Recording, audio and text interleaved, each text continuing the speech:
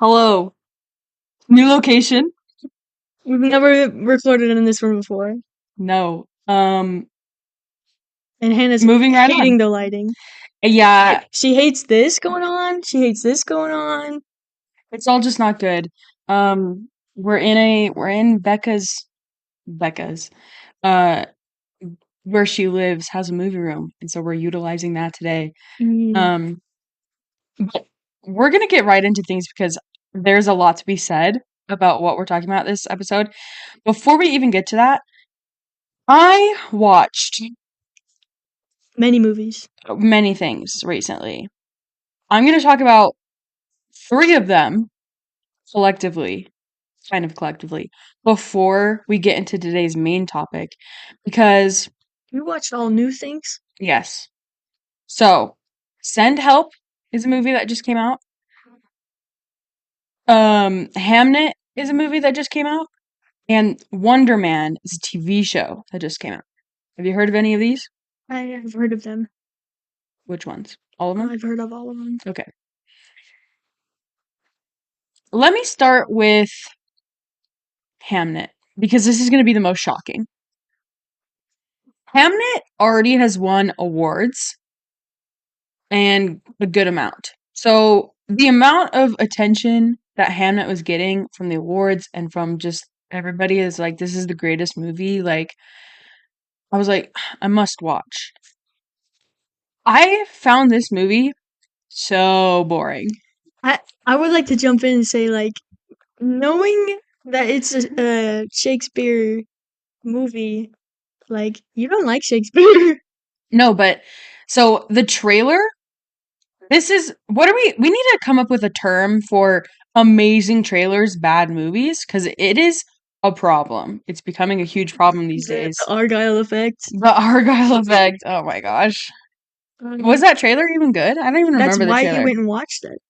Okay. Because you liked the trailer, and then you were like, atrocious movie. I can't Okay. believe Okay, this so the happened. Argyle effect. This movie has an Argyle effect because the trailers make it look like it's this great love story of it's so the movie is about Shakespeare, his life leading up to him writing Hamlet.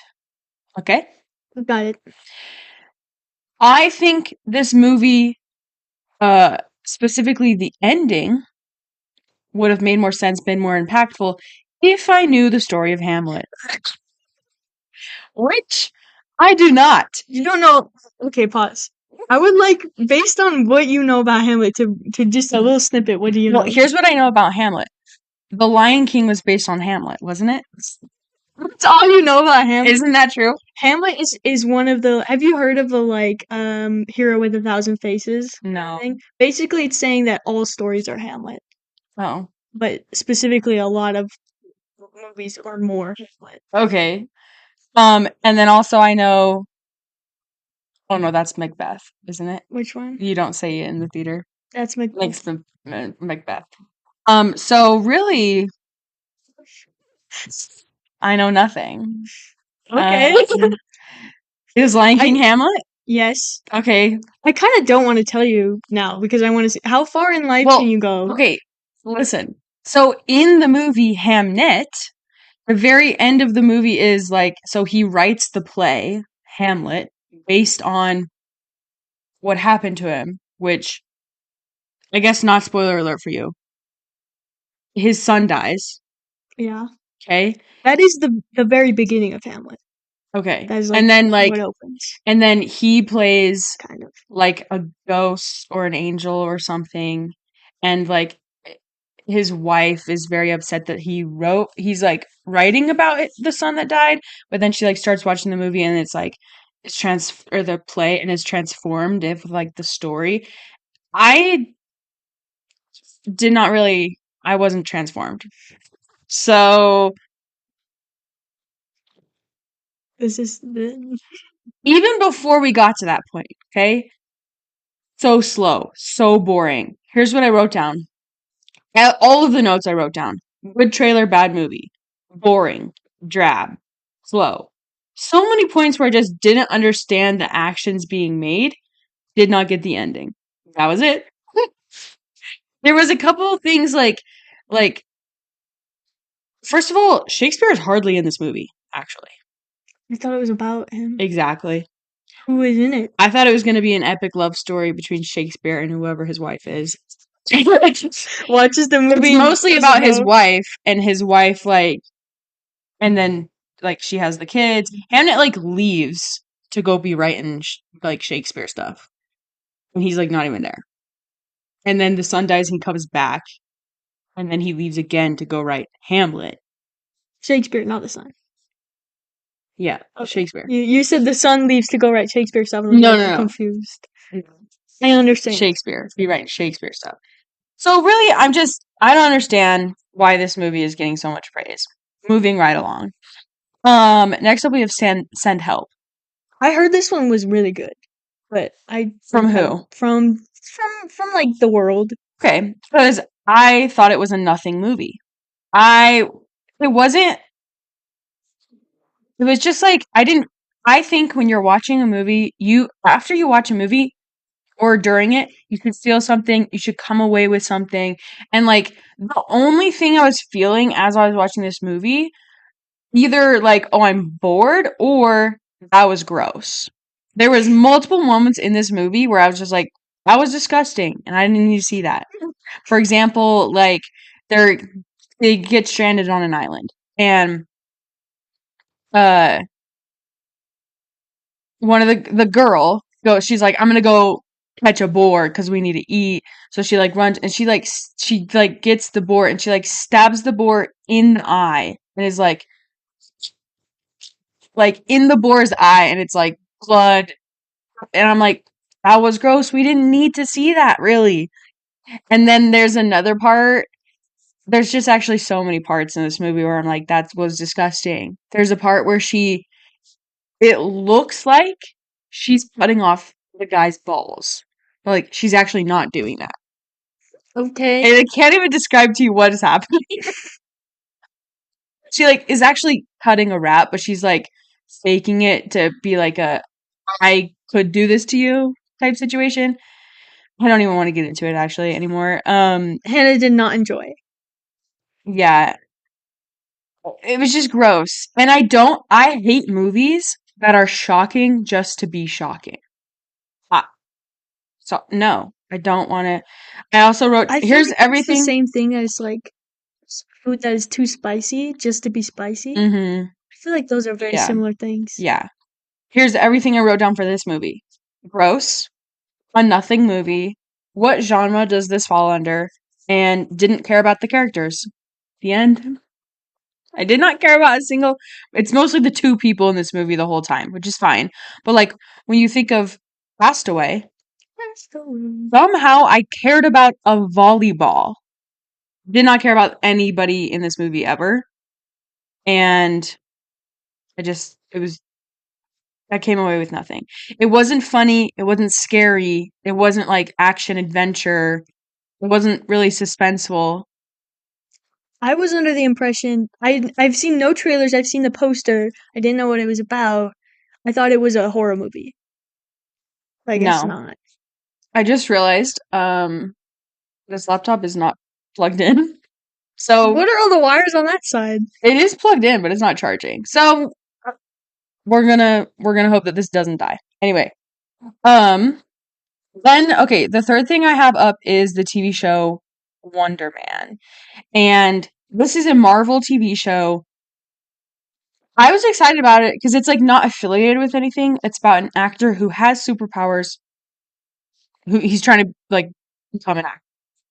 This one I Intriguing. did Has the Mandarin in I it saw either a teaser or a full trailer or whatever, yes, but I'm aware of this one.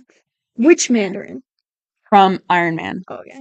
The guy, he's an actor. You've Yeah, seen yeah. Iron Man. I've seen it. Yeah, I know who you're talking about. The guy he's playing him Yeah. in the movie, he's like, I'm just really an actor. And he like got out of jail, but then the um government was like, well, we are gonna put you back in jail if you don't help us capture this guy who has powers. Anyway, I fell asleep watching this so many times. How much of it did you watch? I've seen all of it. How much is the It's one season. It's either 6 or 8 episodes. Each episode's about 30 minutes. First 4 episodes, so slow. Nothing is happening. That's half the show. Exactly. I did like the Mandarin character, and I like the Mandarin and the main guy. They're like banter back and forth. But like, was not rooting for the actor ever at all. Again, like, didn't really care about these people. Wrote down, walked away feeling nothing. I just am disappointed because it could have been like another separate thing that's Marvel, but like still separate. But like, it was just like, I didn't care. I don't care if I ever see these people again or not. So disappointed in all of those three things. But we're gonna move on to something that I was not disappointed in. Spoiler alert. Actual topic for this episode, Wuthering Heights. Okay, Hannah saw Wuthering Heights by herself and was planning on just her watching it, and then I would read the book, Hmm. and then we would compare and Yeah, because contrast. Becca she doesn't get into the romance. I know. The only thing I had seen about this movie was the poster, and the poster, based on that, I was like, this is gonna be like a like old timey, just like regular romance. And I'm like, and the book is classic. Sure, I'll read the book, whatever. I did actually not end up reading the book because my library tricked me. They put the same. Put the online holds. But I got a course like a partner book instead of the actual book. You can't really. It's to get the story out of a part Yeah. sort of like a book club kind of book kind of thing. So I didn't read it. I read. Oh, okay, hold on. Pause for a second. Okay, we're back.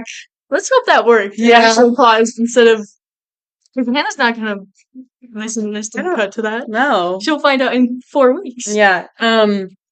We had to move because my laptop indeed was dying. And then there are so many plugs in this room, and this is the only one that works. Note to self: if we're gonna record in the movie room again, we better have a full juiced laptop. Anyways, I read this book in middle school. That would have been 10 years ago now, as like English class reading. I did not remember the book at all. Then, as I started seeing more things online about the movie, then I started to remember, okay, that's familiar. Okay, yeah, okay. So that was where I was sitting at. I was basically going into this blind as well. Hannah did convince me to watch the movie. She watched it. She loved it. She called me and said, Becca, what are you doing? Because I'm in love with this movie. I'm obsessed. Spoil a little bit. A little bit. Just, we'll talk about that later. But she did Yeah. spoil it, and then she was like, so you're coming? I was like, yeah, okay, whatever. As always, our reviews do contain spoilers, so if you haven't seen Wuthering Heights yet, well, go see it, because it's amazing.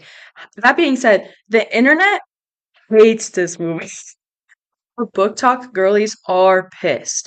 Everybody who loves the book hates the movie because it's not a direct translation. I can tell you one thing, even though I haven't read the book, I can tell you that. It is not a direct translation. The director and writer, Emerald Fennell, I think is how you pronounce her name. She said like this is what she pictured it to be when she was reading it, and like if she marketed it as a Wuthering Heights inspired story, I don't think people would be as mad. But whereas it's just Wuthering Heights, like people are like, this is not Wuthering Heights.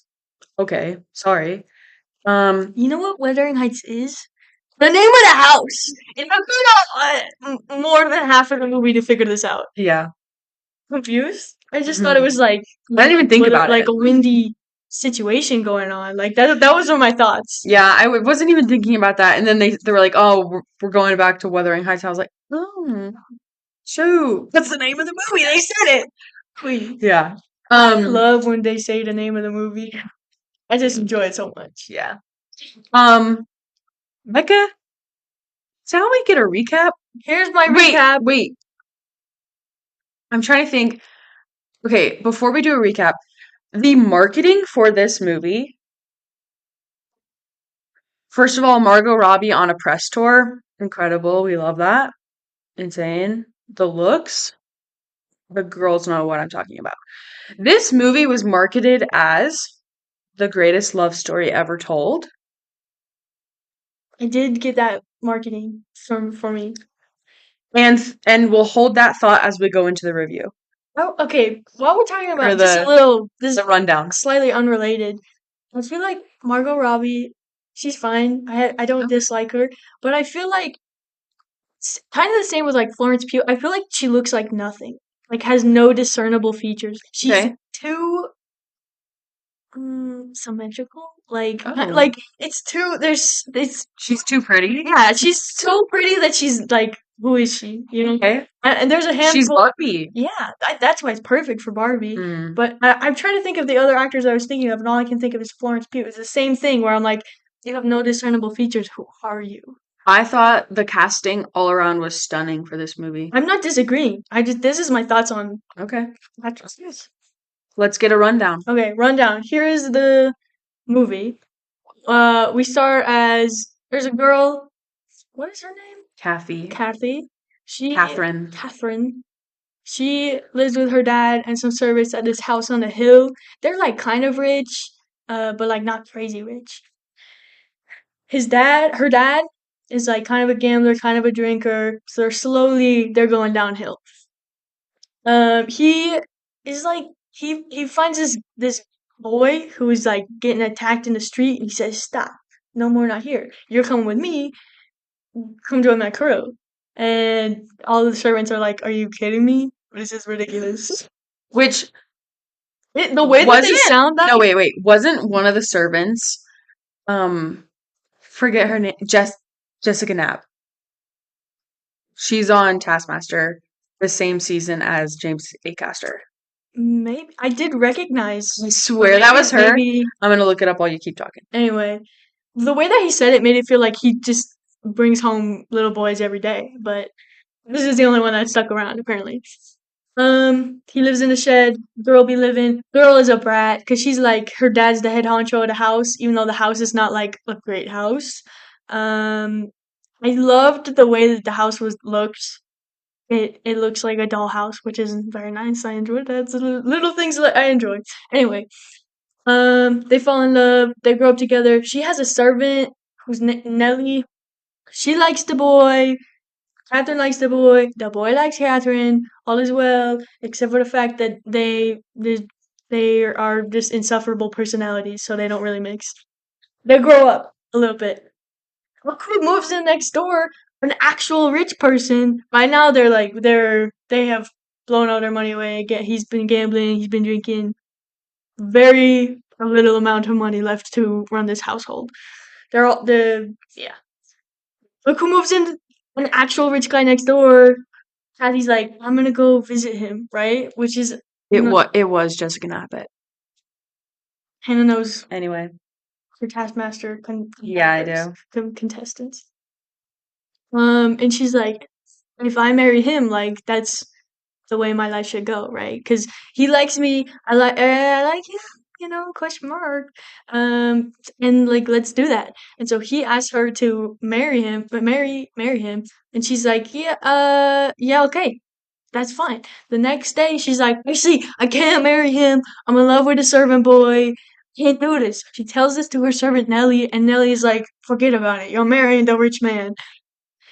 The servant boy, what is his name? Heathcliff. Heathcliff. Crazy. Is like overhears this, and she's like, she don't love me. She said that if she were to marry me, I would degrade her. I'm getting out of here. Steals the horse, bounces. Doesn't come back. What is it? 2 years? 5 years? 5 years. Comes back 5 years later. Uh, uh, Kathy living it up in the fancy house, fancy dresses, fancy things. She has a servant, Isabel, who likes ribbons and dresses and all She's these not things. her. What? She's like a girl in the house. Okay, yeah, but she's not a servant. Like, She's his ward, whatever. difference Yeah, though. yeah. Whatever. Anyway, she's part of the household, right? Mhm. They're chilling. They're doing dresses. There's not a ton to do. So you just are walk around look pretty for years. She doesn't like love her husband, but it's like whatever, that's kind of fine. She is pregnant. Oh my goodness, they've been trying to have a kid for like 5 years, but it hasn't. And she's like not that excited about it. Fittingly though, she doesn't really like him that much, but like he's excited. That's like her purpose in life, more or less. But guess who shows up out of the blue? Heathcliff, Servant Boy's back. He shows up. He says, "What's poppin'? I left some eggs under your bed. Did you notice?" And that's not what happens, but that's what happens. Then she's like, "Oh my gosh," Heathcliff runs and like, "Oh my gosh, Heathcliff, because oh my gosh, you're my favorite. Would you like to come to dinner?" I have a husband, sorry, for about that. But they have this like back and forth. There's so much tension going on where she's very excited to see him. She obviously still loves him. He, on the inside, loves her, but he's like being a jerk about it because she was a jerk to him. She is a jerk throughout the entire movie, never changes. They both are. Yes. I just really dislike when she does it more. Okay. I feel like she starts it most of the time. I think that's what it is. I saw a thing today that was like, in the span of 6 months, Jacob Lordy played a disgusting, uh, uh, I can't remember his words. It was like disgusting, villainous, would do anything, like rip you apart, man, and also Frankenstein's monster. Yes. He's not a great guy.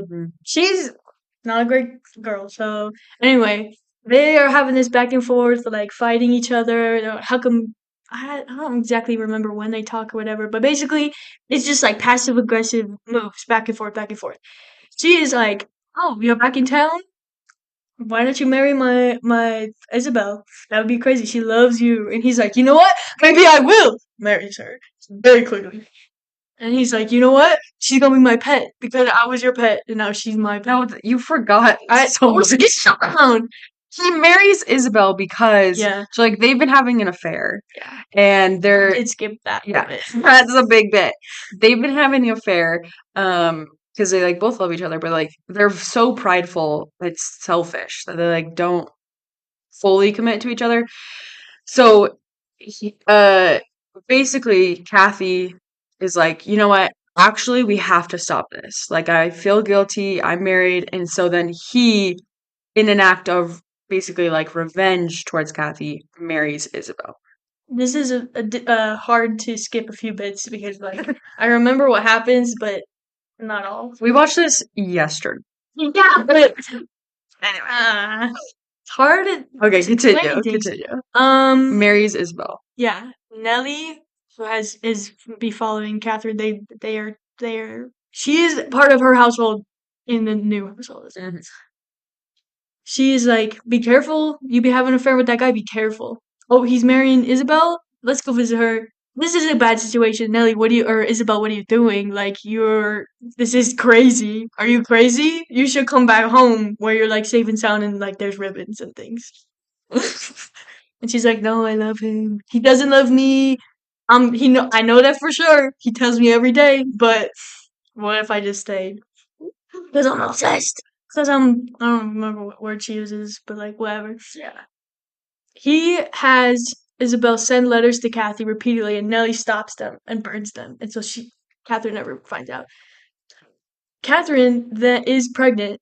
She's very upset that Heathcliff actually married Isabel. Yes. So she like stays in bed all day, stops eating, just lies around. All these things. Yeah. She's like, the baby is dead. I am dead. Like, this is the worst thing ever. Nellie, my goodness. Nellie's like, literally grow up. You are so selfish and so stupid. Like, get out of bed.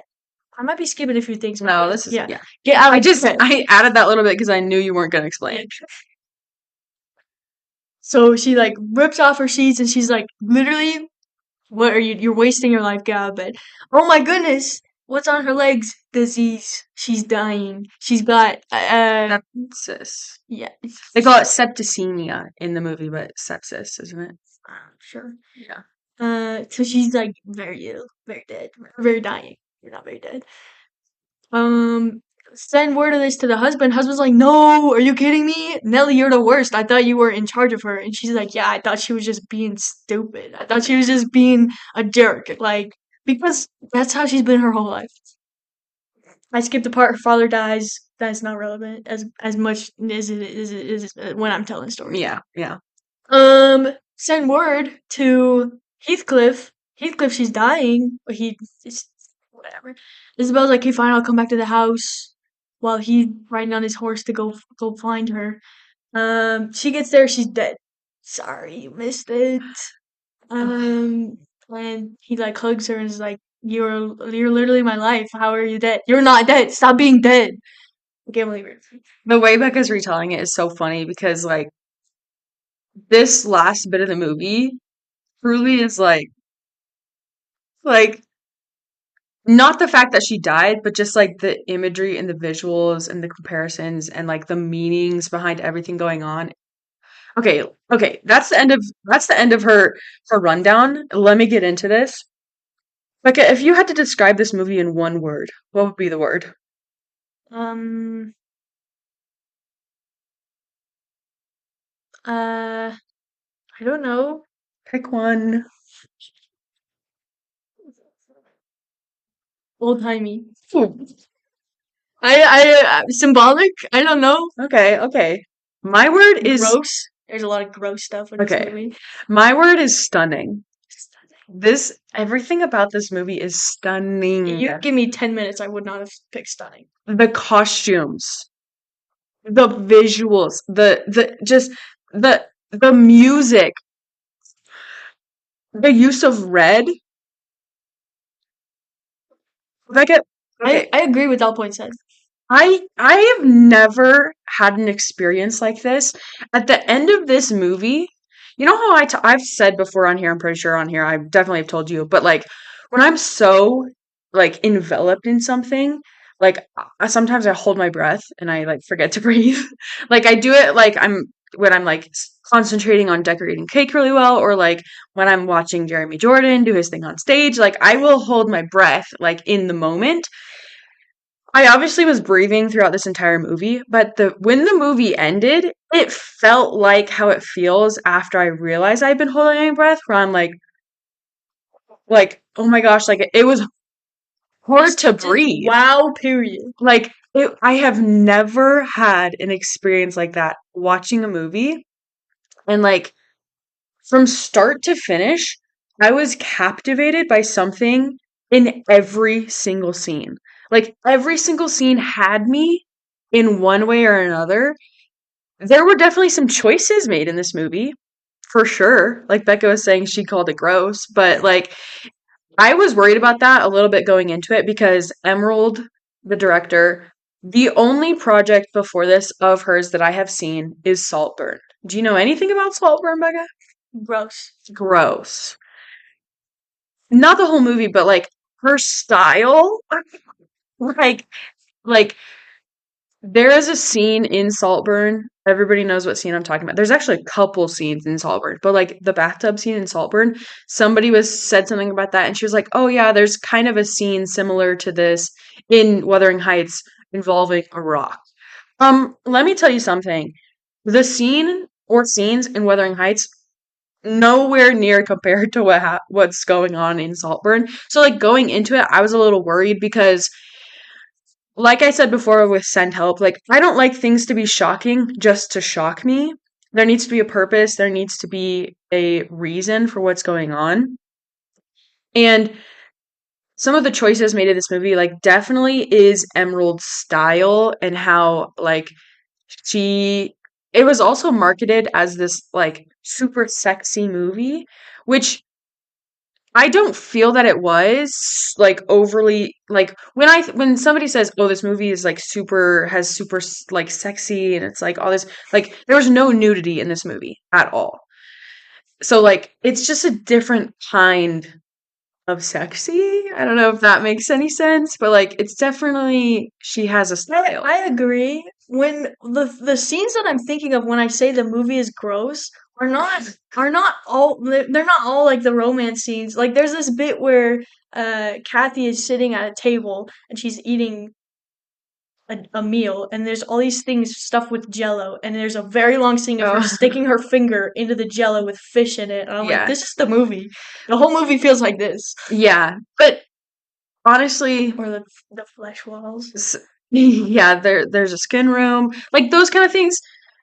But like, so as you like continue to watch it, like very first thing, the skin room is on the screen. Becca did the same thing I did, where I was like, "That's a choice." Like it turned to me in the movie, and she was like, "What?" But then it like you start to think about it, and like this is why they read this book in English so many times, because like there's so much to dissect and so much in this book, and like even it comes through in the movie where it's like the symbolism of the skin room compared to like uh Mr. Linton's room, all green, green and gold. Like just like those contrasts are just like you could do weeks of like I feel like, work on this movie to like yeah, dissect everything. it's interesting the differences between like literary analysis and like film analysis, because there are certain decisions that always have to be made in film that don't always have to be made in books, and vice versa. So Mm, like if you're in a movie and a girl is in the room, we get to see what the room looks like. yeah. If you're in a book, you don't necessarily get to see that. But in the movie, they choose to make thing choices that were made in the, I assume that they were made in the book. This is a weird just to pull out of your butt kind of thing. Like that about like the skin room and things where like this you could have made it how it would have actually looked and kept the symbolism where like, oh, the room is her, but like in a way that is, but they made it kind of not quite over the top, but much more in your face. Mhm. Where like especially there's a bit at the end where she's dying, she's getting leeched, and there's leeches on the wall because the wall is her. She's the skin room. And, like I enjoy that part, Oh but it yeah. also is much more like And it's the use, let's just talk about the visuals and the use of imagery in this movie for a second. Um, Stuff like that, and then like the use of red throughout this entire movie, incredible. Like I don't even know how to describe it because it's throughout the entire movie, and it's like more parts than others, and so it's not just like, oh, Heathcliff is red, because even when Heathcliff's not present, like there's so much red, and like the red doesn't necessarily like symbolize a character or a thing, but it is a motif in and of itself, yes. and where it's a symbol that changes throughout the film, Hmm. but it also like it kind of is like it is different than other motifs that I think of, because like it is so involved with the plot without actually being related to it at all. So like Yeah. it's always there with the pig at the beginning, with all these the red dresses and The things. river is Yeah, red. the river. But then the part that sticks in my head is at the end, Heathcliff is going into the room, but she's in. She's outside of the house. He knows that she's dead because the husband was like, "She's dead, bro. You don't want to go in there." And he's like, runs up the stairs. The whole this is red now. The whole he walks through the rooms. They're red. They're red and black. They go through. There's a little bit of white, but it's mostly red and black. He gets to the room, still pink, but previously the room was red, and now it is pink, and she's all white. And if you gave me a little time, I could write an essay for you. Oh But like, yeah. I would I would gladly write an essay on this, and if you know me, like I don't. Mm-mm-mm. If I knew the book was exactly like this movie, I'd be reading the book. But clearly I've learned that the book is very different. the book. Okay, this is what I was talking when Hannah called me. She was like, halfway through the book, the main character dies, and the rest is ghosts. Mm. And I was thinking, and she was like, "That's not big spoilers, though. That's not. That's not as big spoilers because it happens halfway. That's not even spoilers." And Mhm. I was like, "Okay, that's definitely spoilers, but okay." Because in my mind, Becca's read every book. She knows. I know you knew that I had not read this book, I know. but whatever. My We point that I was trying to make was the movie is not the book. the movie. I think the other movie also does this, where it is only until she dies. It doesn't have any ghosts in it. What other movie? Oh, the in the past, Yeah, other in the movies, past. which I've also not seen any of those. I did think in my memory there's a movie, I believe it's just Jane Eyre, that has the girl who plays Alice in Wonderland in the new Alice in Wonderlands, Do you want me to Google it? and um and Why can't I remember his name? He's my favorite guy. He plays New Magneto.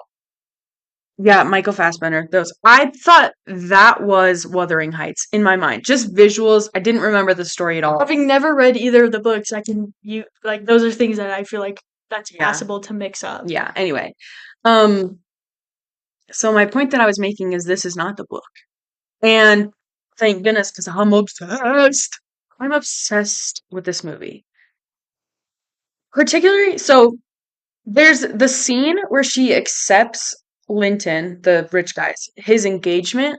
Before that, the movie was great. Loved it. After that, the movie was incredible. It definitely Act One, Act Two kind of. Oh my gosh. Let me tell you something. One of my favorite things in this movie, favorite scenes, it's multiple like little scenes, but like the wedding, there it is. I, I can't even, I don't even know how to describe it. Like, so she like pushes, she's like pushing back the engagement, and you can tell that like when Heathcliff leaves, she is truly heartbroken and so sad that like we were saying before, both of these characters are very selfish and prideful, and like that's how they are with each other. And and they both like to tease each other and like do things to get under each other's skin. But when Heathcliff leaves, like Kathy's truly like heartbroken, and she's like, I now have to live this life knowing, like, she calls it her greatest mistake that she's ever made, like not being with Heathcliff. So she goes to like marry Linton, and the scenes where she's like getting ready for the wedding, and then right after the wedding is just the most heartbreaking thing I've ever seen. The visuals, she's wearing her like big white wedding dress in a field of just black. Like everything's black around her and she's white. And then she like goes to see Linton after. And the song that is playing during this bit, it is it is so heartbreaking. And then the song also comes back in other moments, like little bit in the movie. It is truly like the costumes are insane. The visuals are I insane. love the Oh my costumes. gosh.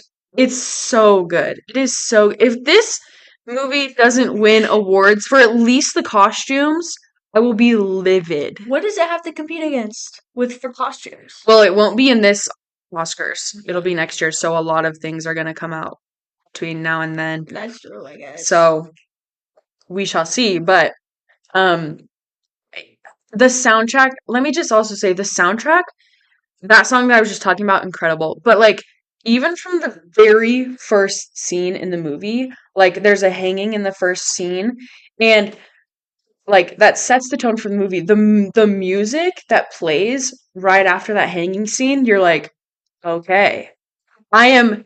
It just like enveloped the entire theater. Becca turned to me and she was like, "It's really loud," and I was like, "I know." That was specifically not like about the sound being louder in that one part than the other part. It is loudest at that part in the movie. But I have a problem with movie theaters being way too loud, just always. Yeah. The first half is like it felt like that epic love story, like greatest love story ever told in the first half, and then the second half you're like, "Oh my gosh, this is actually the most heartbreaking thing I've ever seen," because not even just like the story itself, but like you as an audience member know that these two people love each other, but then the way that they're acting, you're like, "Oh my gosh, this is infuriating to watch." I want And to then talk the way about that it ends, you're like, "I cannot believe like everything that just happened." although I agree as an audience member, it's very clear that they like they are each other's worlds, but I don't think there is a world where they ever get married. I don't think they're too stubborn. They're too prideful. They're too like Well, that's yeah. when there's this part Heathcliff comes back and he's like, "You knew that I loved you. You said you loved." Or he didn't say that, but she whatever. Like, I don't understand why you chose to be with him when I was right here. Like, you said that I would degrade you, but I don't understand. And she's like, I don't understand either. Like, and then she gives more details why it was her fault and like why she shouldn't have done it. But I'm like, there's no way that she would not have married him because she's so selfish. She Mm, wanted to have that life. And like, even yes. if she didn't actually like it later. Yeah. Because she does like she goes to try to call off the engagement because she changes her mind about being with Heathcliff, but at that point he's gone, so then she marries him anyways. These characters are so complex. You could do book reports on single things in this movie, on just Kathy, on just Heathcliff, on just the colors, the costumes, whatever. Like these two characters, there's so much going on and like between them, but then also separate that like it's so they're such interesting people. You know? And then even with Isabella and Linton, like I can I would be curious to read the book just to like understand those characters more because clearly there's going to be more of that in the book because the book's obviously longer and goes into more detail. I've heard things about Isabella. Apparently Isabella was a choice in this movie. She's different in the book. But um I thought Jacob Elordi in this movie incredible. Okay, having never in my life seen anything he's ever been in, or having seen him in pictures, or like I have an idea of who this guy is before. Like, I thought it was a weird choice, especially because most of my thoughts on this movie before going into it were based on the poster. And the poster, he just like looks weird. He looks like that in the movie, but I thought it was a weird like because I thought it was gonna be just like very like traditional kind of romancy, old timey, whatever. It's like he looks weird. Fits okay. Fits actually so well with his personality. Where he's got like the gold ring and his hair, and he actually kind of I feel like he looks like Wolverine and Oscar Is it Isaac. Oscar Isaac? Yeah. Yeah, throughout the movie. Hmm. But I'm like, I feel like that fits in a way that is very hard to describe. That he was a good. He's got monster hands. I've never okay. Haven't seen He's a tall Frankenstein. man. He's a tall man. His hands are just like Hmm. It Jacob Elordi is becoming one of those actors where I'm like, okay, like he is doing incredible projects these days. Frankenstein, Wuthering Heights. I haven't seen Euphoria, but I hear it's great. But like he's doing things after thing that I was like, okay, Jacob Elordi's one to watch out. And him in this movie specifically, like it was just he was so good in it. Like and even just not just Jacob Elordi, but like the character and the way that they do I don't know what to like call this, but like there's a couple times in this movie where it's like they're jumping between past and present or present and future or whatever. And so like in the beginning Heathcliff gets beat and he gets like scars on his back. So then like to jump from the past to the present, they're like go back and forth between images of the scars on his back. the Like transitions. yeah, those kind of things incredibly like done incredibly well and used incredibly well in this movie in multiple times. It's not like a thing you were like, okay, they're doing it again, like they're the flashing back and forth. It's like it is placed so well and just again like draws you in on another level. Very good editing. It is so good. And like it just makes the whole piece like I said stunning. Like it is a stunning work of art, this movie.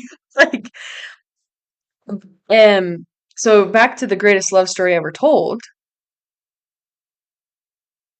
How do we feel about that? Uh, I was kind of thinking while you were saying all those things where like every element of this movie is excellent. Hmm. And like this like there are things about it that they're just perfectly well executed, all good, like the way that the characters and the way that they're displayed and all these things, these are all good things. However, it is not. I don't want to say it's not a perfect movie, but I'm saying it's not like the end all be all of movies. I actually rated it not even very highly, even though I enjoyed the movie and it was perfectly made. But We'll I'm get like, to that rating in a minute. that's what I'm saying. Like it's. What was your question? What am I responding to? Greatest love story ever told. It's not. Uh, I agree. I think in the first half, when they're like yearning for each other and like that's what I thought the movie was gonna be. yeah, when they're like silently loving each other, like you can tell that they love each other, but like in silence, that to me screams start of incredible love story. But then it takes a turn, and it's definitely not the greatest love story ever told.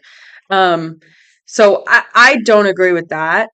But like that's the marketing, you know, Yeah. like you're gonna It's get a people in the theaters. difficult movie to market. It came out for Valentine's, so you're gonna be like love story on Valentine's Day, everybody come see it. Like totally If I yeah. had gone to see this movie on like a date where I didn't care about the movie, because I feel like that's what if you're going to a movie on Valentine's Day, you're not going for the movie. You're going to go watch a movie with a person. Uh-huh. This is not a movie I would pick. This is not. This is a Yeah. very movie-centered movie Oh my gosh, watching yeah. situation. Yeah, because like for me, if I went with like a date, I'd be like I said to Beck at the beginning, like, shut up, my movie is on. Like, I am enveloped in this movie because, like, when I watched it the first time, like, it was just, you guys know I love to be in a theater by myself. I think there was me and two other couples, but they were like down in the very front. So, like, I kind of had the whole top to myself, which I love. And then when I went and saw it with Becca, like, I was like, There was I'm ready to be. there was 4 other people in the theater, and 2 of them were sitting in the seats right in front of us. Yeah. I'm like, oh. I was like, I am ready to be enveloped in this movie again. I kept wanting to put my feet up, but there we Yeah. go. And I want to watch this movie again already. Like I just love this movie so much. The Fog was a paid actor in this movie. Excellent. Excellent. Multiple times. Not just like, ooh, that fog scene. No, the entire movie. That's another thing with like the setting and how they display that. When they're in Wuthering Heights, Mhm.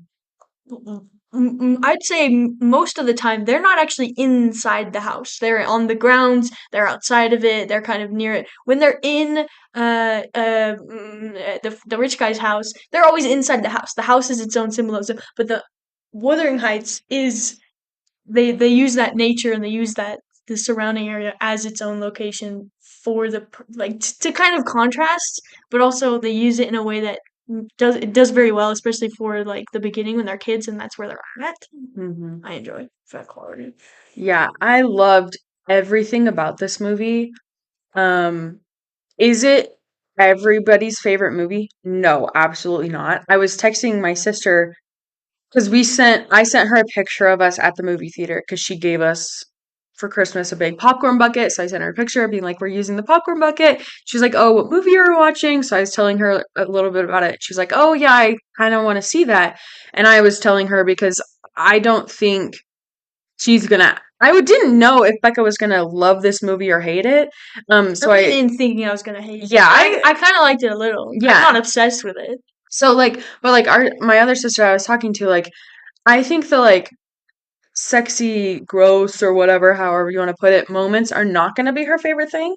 Like, I don't think Emerald is gonna be her favorite director in the world. But like everything else in this movie, I don't see how people can hate that. Like the story, like set the story aside, but like if you just were watching this movie um as a brand new person on earth, like I was gonna say something a little bit different where I'm like, this is kind of what I was saying before where I was like, it's perfectly executed and it's like it's everything about it is great, but it's not like the most amazing movie I've ever seen. It's not like the crowd pleaser movie. mhm, It is a perfect, not perfect. It is a very, very good, like singular story, but it's not like like crazy classic like mhm.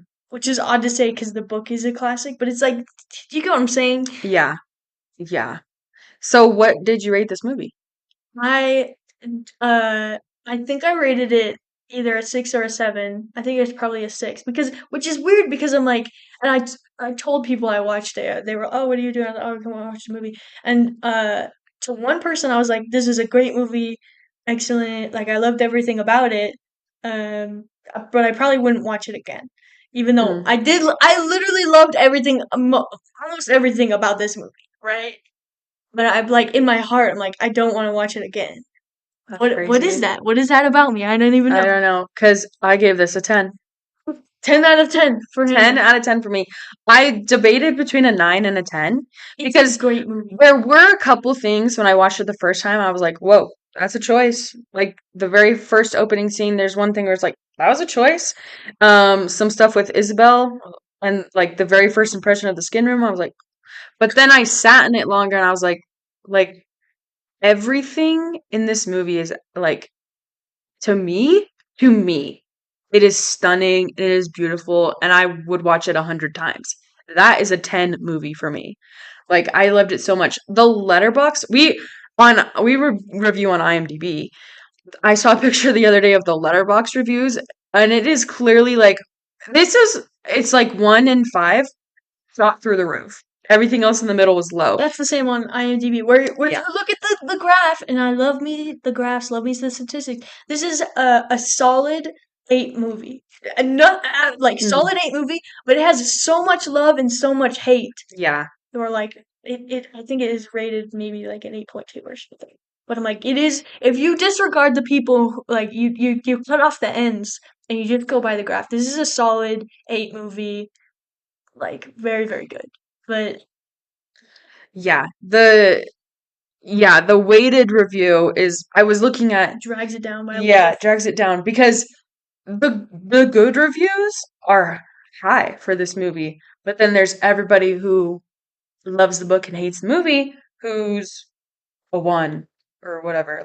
I'm gonna pull I up the don't graph know if right this now. is the fault of like I don't want to say fault because marketing. Obviously, they got people to watch it. Marketing, that's check. You got people Yeah. to watch it. However, the people that are watching it didn't are not going into it knowing what it is. Yeah. They're going into it thinking it's something else, and they dislike it more. Hmm. Like solid 7 movie. I mean, The majority of these reviews are 6 and higher.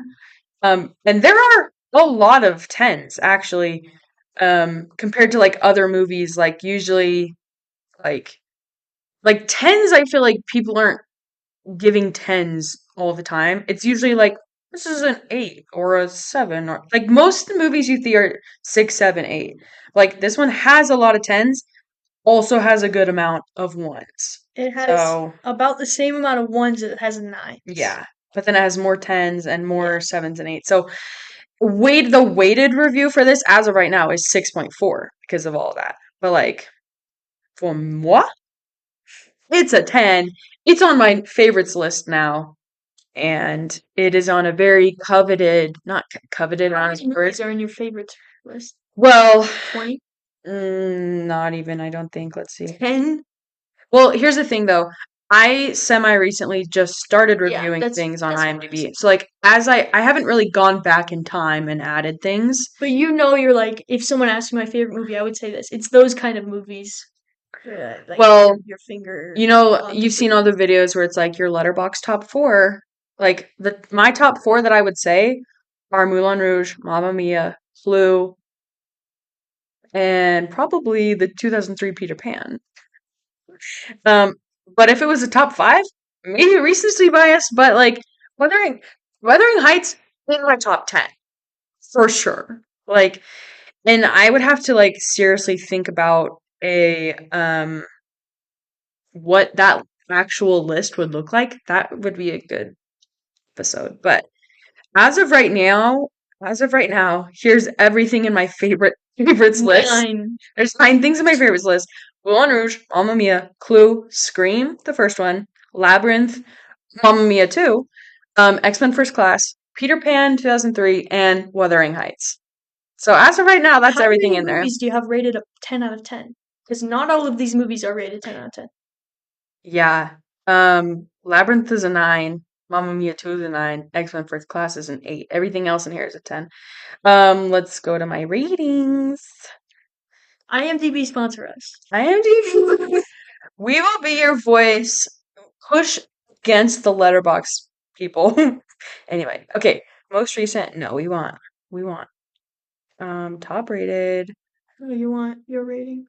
Oh, you're right. My rating. Okay, I have Wuthering Heights, all three Lord of the Rings. About Time, Scream, Mamma Mia, Moulin Rouge, Clue, While We Were Sleeping, 2003 Peter Pan, The Little Mermaid, and that's all my You know what I watched tens. recently? I watched We Live in Time yesterday. Do I know that one? That's the one with Andrew Garfield, the recent one. Oh, with Florence Pugh. Yes. Yeah, it was good. I thought it was gonna be better. I, those were my thoughts, but I did greatly enjoy it. I thought that movie That would have was a been movie that you went and saw because I wasn't gonna go see it, and now I've seen it just out of my own volition. But I never in my life thought I would pick that movie. that movie would have been better if it stopped jumping back and forth between present and future. If they just did it from the love story to the end. I liked that it was that order. Oh, I didn't I like. thought that was good. Anyway, Little side note. Wuthering Heights has my heart, and it's on a now very, very small list of movies I've paid to see more than once in the theaters. That is a small Could list. you name them on your fingers? Endgame, Wuthering Heights, Elvis, Elvis, Top Gun Maverick. Infinity War. I think Endgame was the first one that I saw more than once in theaters. That's 4 then. That's 4. And that's all I can think of off the top of my head. So, Wuthering Heights, No, did you watch No Way Home multiple times in theaters? no, Yeah. I don't think so. Wuthering Heights, I'd pay to see it a third time. Mm. All right. Do you have any other thoughts? Because I'll just keep going on about this movie. So I think this is interesting because I have a lot of thoughts that I want to like display, but I'm like, they're all like half baked that I'm like, I can't put Mm. them away in a way that is fluidly or articulate. But I know that you had me watch it for a lot of reasons, but for one, because when you like a movie, you're just like, it's beautiful. Beautiful. You're just like, iconic, Yeah. excellent. I love this movie. What else is there to say? Hmm. But I didn't have actually a lot I of told Becca, I said, analysis. you need to read it for research purposes. So I I'm glad you probably saw it. will read the book, but Yeah. I'm glad you came and saw it with me. I'm glad you actually liked it. I yeah, was worried you weren't gonna like it. I thought I was not gonna like it at all. Yeah, so She did like it. pleasantly surprised. I would recommend. Would I go watch it with my mother? Probably not. But I would watch it again for sure. All right. Anything else before we skedaddle? Can't wait for Scream 7. Okay. Bye.